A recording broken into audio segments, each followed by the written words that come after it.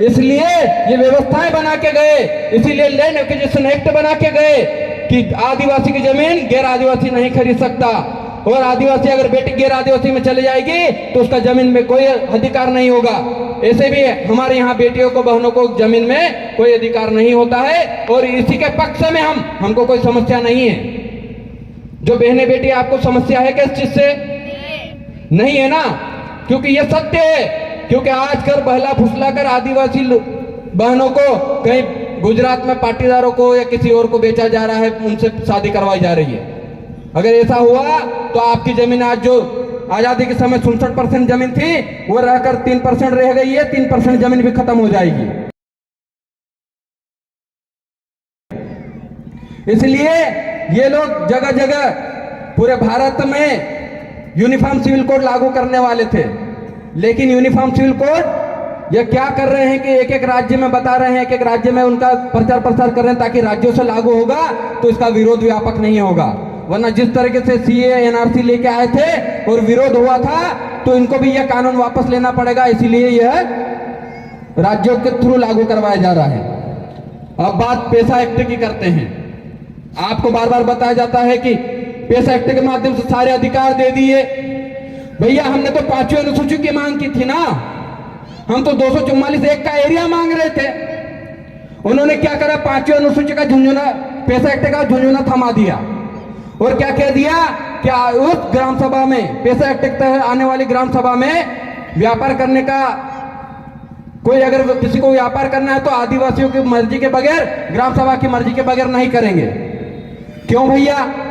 जब हमारा व्यापार, जो आदिवासियों को व्यापार है वो शहरों में लगता है, और वो शहर आज नगर पालिका, नगर परिषद, नगर पंचायत के नाम से जाने जाते हैं। उस नगर पंचायत, नगर परिषद को आपने पेशा एक्ट के माध्यम से बाहर कर दिया। जहां पर सबसे ज्यादा आदिवासियों का व्यापार, आदिवासी क्षेत्रों का व्यापार होता है, उसको बाहर कर दिया।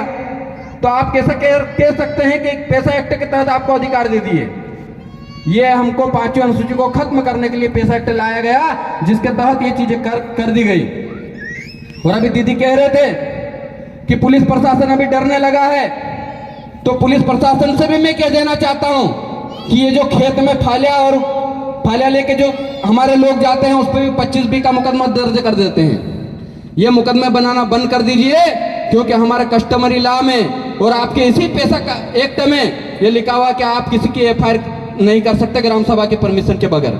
अभी लागू कर ही दिया है तो इसका इम्प्लीमेंटेशन भी अपने तरीके से करवाने की सोचो। और जहां पेशा एक्ट कानून हमारी रूढ़ी प्रथा को नुकसान पहुंचाता हो, वहां 13 तिनका की ग्राम सभा आयोजित करके उसको निष्क्रिय कर दो। हमारे पास अधिकार है, संविधान में दिए गए हैं, संविधान को पढ़ने की जरूरत है।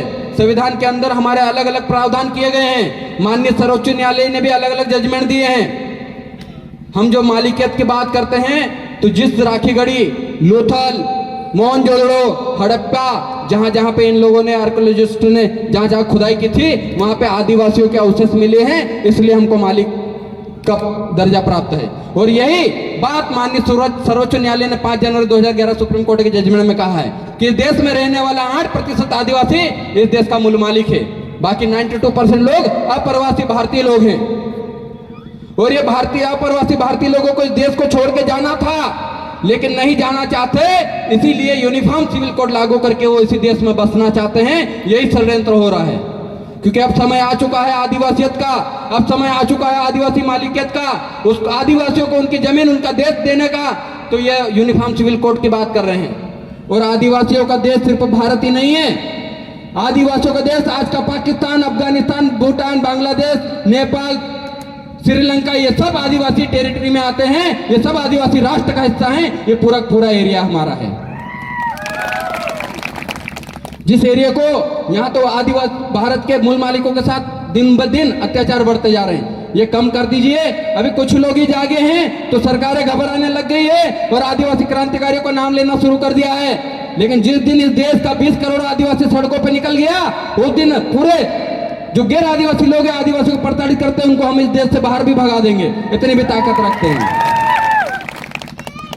हमारे लोगों को, अभी रतलाम का आपने कांड सुना होगा, जबरदस्ती हमारे लोगों के बीच में यहाँ के स्थानीय सांसद जाकर एक माहौल क्रिएट करते हैं और हमारे लोगों को जेल के अंदर बंद कर दिया जाता है। और वहां का पुलिस प्रशासन चालान डायरेक्ट कोर्ट में पेश ही नहीं कर रहा है, क्योंकि वो चाहता है कि उनकी जमानत ही ना हो। हर दिन किसी को इस जेल से उस जेल में शिफ्ट, किसी को रतलाम से इंदौर, किसी को सागर, किसी को जबलपुर। भैया आप समझ जाइए, 5 साथी अगर जेल में बंद है तो बाहर के आदिवासी चुप नहीं बैठे हैं। हम संविधान को मानते हैं, हम कानून व्यवस्था को मानते हैं, हम न्यायपालिका को मानते हैं, इसीलिए न्यायपालिका के निर्णय का वेट कर रहे हैं और आगे भी न्यायपालिका के तहत ही चलेंगे।